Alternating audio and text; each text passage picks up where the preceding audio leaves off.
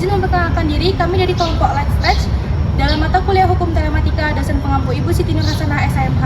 Pada kesempatan kali ini, kelompok kami akan menampilkan drama singkat tentang kasus nyata telematika di Indonesia, yaitu serangan ransomware 3.0. Perkenalkan, saya Anissa Novianti NPM 23120111036. Saya Nikolas Yudo Tatoya dengan NPM 23120111018. Saya Miranda Karyana Purba dengan NPM 23120111035. Saya Auli Damayanti dengan NPM 23120111043. Saya Rizdan Francisco Sinurat dengan NPM 2312011017. Selamat menyaksikan. Lebaran 2023, di saat jutaan orang mudik dan menikmati liburan, ada yang diam-diam bekerja, bukan untuk keluarga, bukan untuk kebaikan.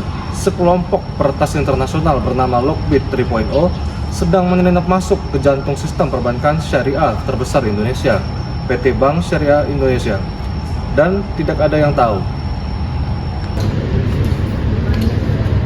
Lah, kok error lagi sih? Ini ada dari tadi, M-bankingnya nggak bisa dipakai.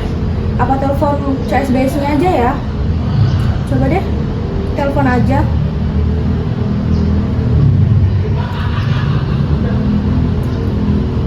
Halo, ini benar dengan CSBSI ya Mbak? Oh ya, saya mau tanya Mbak, kenapa ya ini? Kok M-bankingnya nggak bisa dipakai Mbak dari pagi? Bahkan dari kemarin-kemarin juga kayak gangguan gitu. Kenapa ya Mbak? Saya udah buru-buru nih mau cepet-cepet bayar kontrakan. Gangguan apa Mbak? Maintenance apa kayak gini? Masa udah berhari-hari loh Mbak? Jadi gimana dong ini? Tunggu sampai kapan? Ya udah deh, kalau gitu. Katanya sih maintenance, masa berhari-hari kayak gini sih? 3 hari loh, 3 hari bayangin. Saya nggak bisa mengakses ATM saya sendiri, nggak bisa akses M-banking. Ini maintenance macam apa? Gangguan apaan kayak gini? Jujur ada yang aneh sih rasanya.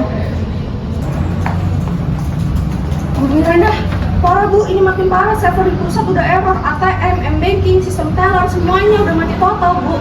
Ini beneran ransomware Aulia, kamu yakin? Iya Bu, yakin 100%. Ini bukan error biasa, semua file di server udah ganti ekstensi. Ada pesan dari pelaku juga meminta tebusan.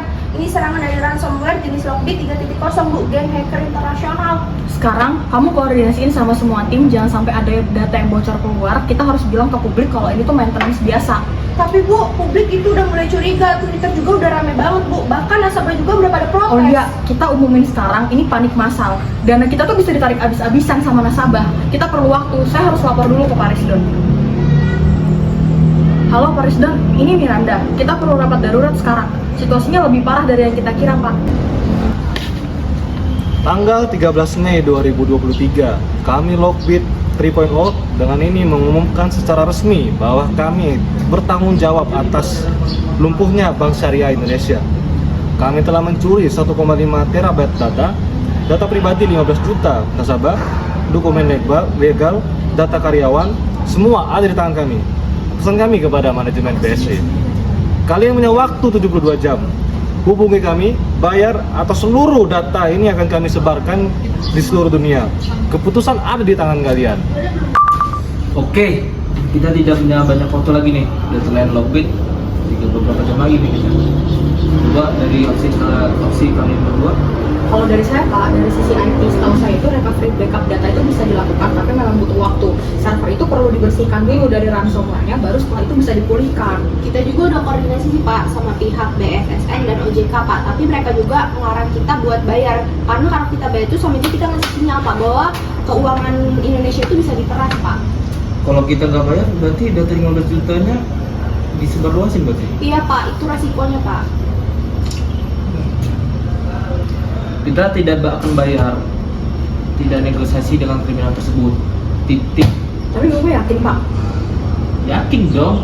Kalau misalnya kita bayar hari ini, besok semua bank di Indonesia pasti bakal dianuin sama kriminal-kriminal tersebut. Kita fokus dulu ke dalam sistem kita tersebut. Bahwasanya dana nasabah tersebut utamanya harus diprioritaskan dulu. Siapa kami langsung berangkat. 16 Mei 2023. Tenggat waktu terlewat, BSI tidak membayar dan Lockbit menepati janjinya. Ya ampun, ini beneran data BSI disebarin dari dark web. Nama, nomor rekening, nomor HP, semuanya. Ini berarti data saya juga dong. Data kita semua yang punya ATM di rekening BSI. 1,5 terabyte data diunggah ke internet. Bisa diakses siapa aja. Reputasi BSI hancur di mata publik. Dan pertanyaan besar menggema, di mana perlindungan kita sebagai nasabah? Akhirnya layanan BSI pulih secara bertahap. Dana nasabah ya dinyatakan aman, tapi harga yang dibayar sangatlah mahal. Ini jadi pelajaran paling mahal dalam sejarah perbankan, di mana sistem keamanan bukan fitur doang, tetapi itu adalah kepercayaan. Direktur IT dan Direktur Manajemen Risiko resmi dicopot, termasuk saya. Karena pada dasarnya, kelalaian sekecil apapun, terutama dalam sistem keamanan, itu bisa menghancurkan semuanya.